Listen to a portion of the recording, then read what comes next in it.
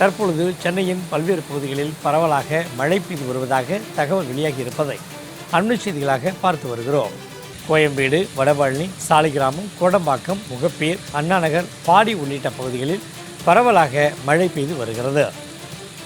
இது தொடர்பான கூடுதல் விவரங்களை தெரிவிக்கிறார் நமது செய்தியாளர் கவினா. கவினா, சென்னையில் பரவலான இடங்களில் மழை பெய்து கொண்டிருக்கிறது. கூடுதல் விவரங்களை பதிவிடுங்க. வணக்கம்.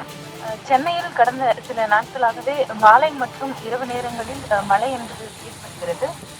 இதனைத் தொடர்ந்து சென்னை வானிலை ஆய்வு மையம் ஒரு அறிவிப்பு ஒன்றை வெளியிட்டுள்ளது. அந்த அறிவிப்பில் சுமார் 5.8 கிலோமீட்டர் உயரத்தில் வட கடலோர தமிழக பகுதிகளில் மேல் ஒரு வளிமண்டல சுழற்சி நிலவுவதால் 9/8 அதாவது இன்று மேற்கு தொடர்ச்சி மலை மாவட்டங்கள், வடகடலோர தமிழகத்தில் ஓரிரு இடங்களிலும் மற்றும் புதுவையில் இடி மற்றும் மின்னுடன் கூடிய மழை பெய்யும் என்றும் அறிவித்திருந்தது.